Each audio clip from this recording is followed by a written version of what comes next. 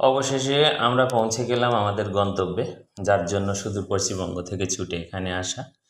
স্টেশনটার outside আপনারা একটু ভালো করে দেখে নিন। আর তাছাড়া এখান থেকে দেখবেন গাড়িতে 70 থেকে 80% লোক এখানেই নেমে যায়। আর এর ঠিক সামনেই বোরা গুহা, বোরা কেভ, যেটা আমাদের মূল গন্তব্য।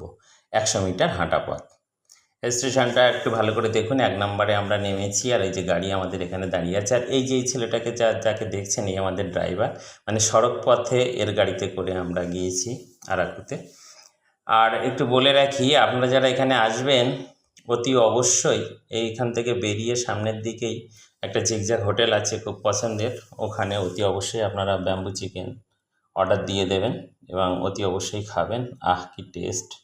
জিভে জল এসে যাচ্ছে বলতে বলতে। এবং ব্যাম্বু বিরিয়ানি গরম গরম একদম আপনাদের হাতে দেবে, আপনারা খাবেন।